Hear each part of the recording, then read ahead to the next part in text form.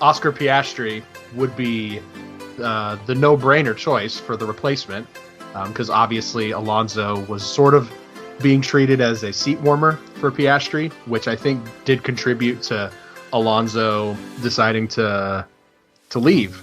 So once the news broke that Fernando Alonso would be joining Aston Martin, of course everybody started their debates. Oh, it's okay. It's probably inevitable that Alpine announces Piastri. Everybody was saying, okay, Piastri is in. But then, we were sort of debating like, what if potentially Daniel went back, because what if he had interest in McLaren, because McLaren have not exactly been subtle in their unhappiness of Daniel Ricciardo's performance. So I when it broke and we were talking that Alpine actually tweeted out today around 2 p.m., I believe it was actually around noon Eastern our time, I believe. They tweeted out that Piastri would be joining them for the 2023 season and that he would be taking Fernando Alonso's place. So yeah, that was it. I mean, of course, we were texting, we were like, holy shit, makes sense. But it was a little interesting that Piastri himself did not comment or did not say anything on his social media for 2 hours. Yeah. So 2 hours later, Piastri then tweets, I'm going to pull up the exact tweet right here. At 2 p.m. today, Eastern Time, Oscar Piastri tweeted. Right at 2. Yes, right at 2. Coincidence. That was a scheduled tweet. Mm-hmm. He tweeted, I understand that, without my agreement, Alpine F1 have put out a press release late this afternoon that I am driving for them next year. This is wrong, and I have not signed a contract with Alpine for 2023. And then he goes on to say, verbatim, I will not be driving for Alpine next year. Dagger. The Formula One subreddit is still on fire. Like, it is unbelievable. And of course, we don't have confirmation of like where he's going to be going, but all fingers are pointing to McLaren. Like it's the only. I feel like genuinely, it's the only team that he could potentially go to that he would be willing to completely burn the Alpine bridge. Yeah, he could go to Williams, but why burn that bridge to go there? Exactly. Who wants to do that? So there's so much like legal like chatter going on, and it's kind of interesting that McLaren have sort of found themselves in a very similar predicament that they were in a couple of weeks ago in the IndyCar scene, and that's already caused a lawsuit, litigation, all that jazz. And I'm scrolling through the Alpine Twitter. I think they actually deleted a tweet because they posted, after Oscar had tweeted that, they posted something along the lines of, as far as we know, legally, we are correct. That was pretty much the extent of what they said. So it's unbelievable. I'm just like so shocked that this is happening. And the Formula One Instagram updated the 2023 drivers graphic, put Alonso's face on the Aston Martin for next year, obviously.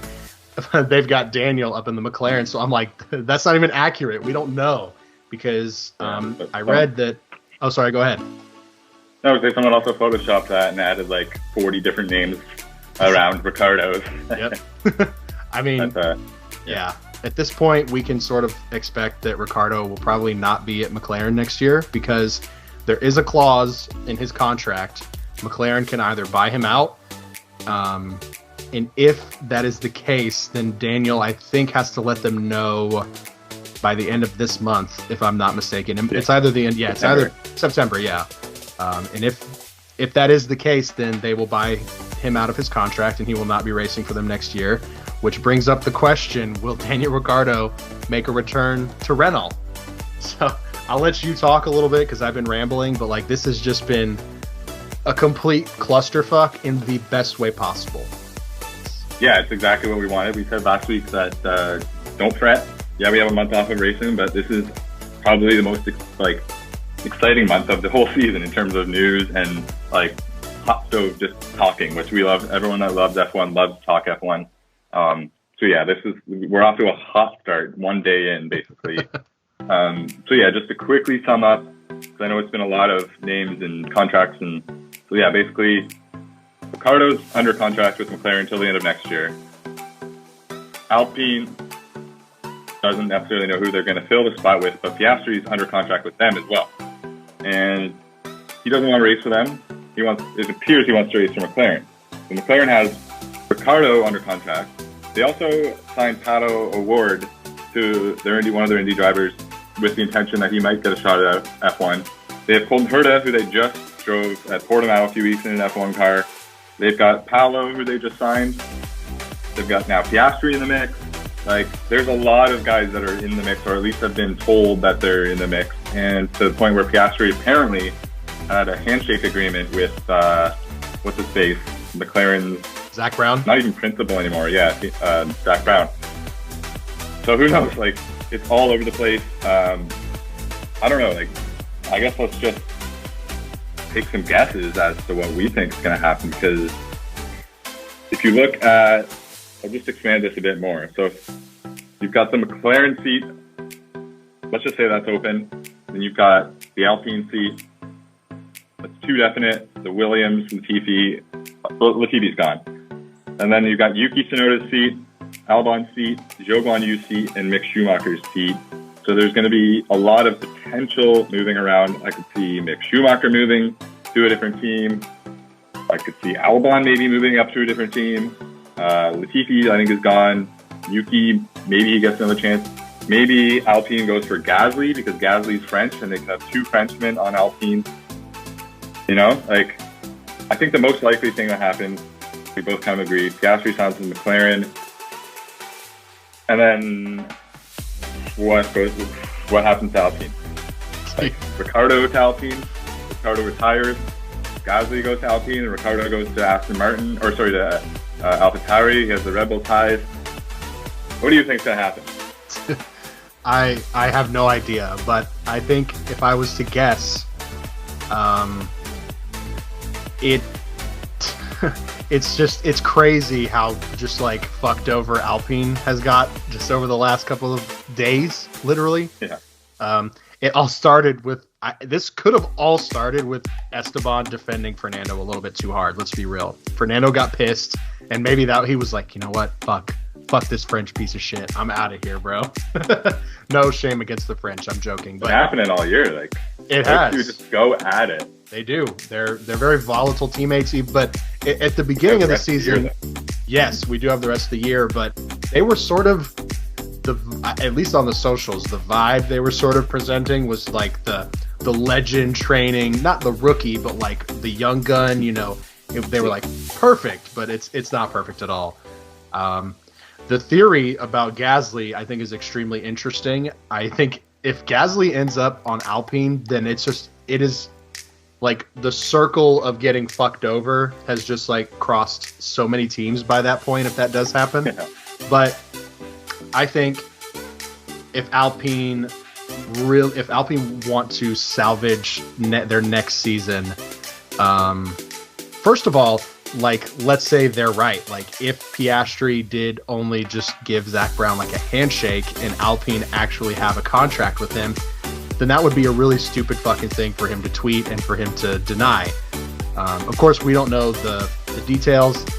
My real question is, like, where are all the lawyers? Like, I'm sure every Formula One team has got to have a room full of lawyers at all times. Like, how are they not positive about these things? And the fact that it keeps happening is so funny. But imagine if Piastri is forced to drive on Alpine next year, how fucking awkward and tense that year is going to be, especially between teammates. Somebody posted, it's like, have we ever seen a driver with 22 DNFs in a season? So I don't know if that will necessarily happen, because McLaren has obviously shown that they're not afraid to poach drivers. So if I had to guess, I think we're going to have a Norris, Piastri, McLaren lineup, and I think Daniel's going to make a return to Renault. That is, if I could, like, exactly, yes. If I could choose like what would happen, that's what I would pick, because I would love to see Ricciardo back at Alpine. I would absolutely adore that. But at the same time, the Gasly route. Obviously, Gasly wants to get out of Tauri, so it's a good opportunity. It's potential. I mean, I'm sure we have just as much clue as Alpine does, honestly. So, what about you? What are your predictions / wishes for like how this is going to shake out? I just can't see Piastri tweeting that out unless it was vetted and like he didn't come up with that tweet on his own. Like the fact that it came out exactly at 2 p.m. tells me it's a scheduled tweet. So like that was something his team has been working on. There's a reason he was silent for 2 hours. So I just can't see him going to Alpine. And then, so yeah, him to McLaren makes sense to me. The only thing that doesn't make sense with that to me is like, then you've got two kind of alpha young guns in Lando and Piastri, which could be great. You could be fighting for titles, but it could also end up backfiring. Like, for example, back in the McLaren days with Alonso and Hamilton. Like, if you have two teammates that don't get along, I mean, they didn't win the title that year because they were clashing in 2007, 2008. So, yeah, we'll see, but that'd be great for McLaren. I think it would bump them up in the overall kind of pecking order, but they got to figure out their car, obviously. I feel a little bit bad for Danny Rick because I think if he were going to move to another team, as much as I do want to see him return to Renault, he did kind of leave on bad terms. And like, if you're Alpine right now, Ocon, he's not really showing that he's like a world championship kind of guy. You need a guy. Like, if you're going to lose out on Piastri as well, like, you're going to be pretty pissed about that. Like, I don't know if they're going to replace him with a declining Daniel Ricciardo. Like, what does that really do for them? I could see them maybe going for like a De Vries or something, but like, he's a Mercedes guy. I don't know how that works. And then Williams is going to have to replace Latifi, so De Vries there makes more sense to me. So yeah, I don't know. That Alpine spot to me is really Alpine / Renault. That I moved from Renault to Alpine. Yeah, that's the one that's really, really intriguing to me. That could be anything. Like I said, we could even see, they're a French team, we could even see Gasly go in there because he's looking for, it seems like if you're him, you kind of feel stuck in AlphaTauri where you can be the guy on probably the 4th best car this year, behind the obvious top 3 Ferrari, Red Bull, Mercedes. Like, Alpine and McLaren are neck and neck for 4th, right? So, I don't know, now I'm rambling, but like, yeah, it's just, it's fascinating. I don't know, there's so many different names that it could be, there's so many different things that could happen. It's going to be a great off-season to track that. Absolutely. I was secretly making a TikTok today during work because it was just like, I could not get off my phone. When shit like this happens, like I automatically spend a lot of time on Formula One, like subreddit or Twitter, whatever, just reading about Formula One just because I love it so much, obviously. But when shit like this happens, dude, I cannot get enough of it. Like, I was like, God damn it, I wish I could just be at my house right now, or not at work, so if I just wanted to give my full attention to this shit because it is so fascinating to me. I think Otmar has got to be beyond furious. I think probably the whole team at Alpine is probably just completely completely thrown off. Like, it's got to be the most confusing situation in the world. But another thing is that, like you said, the rest of this season is going to be very interesting. We could even get the possibility that we'll get somebody besides Pierre or Ricciardo at Alpine. I mean, there's so much just uncertainty, and I love it. I think that when this happened with Palo in IndyCar, I was like very fascinated by reading it, but the fact that it's happening at the highest level is just so enjoyable. Like, I love this.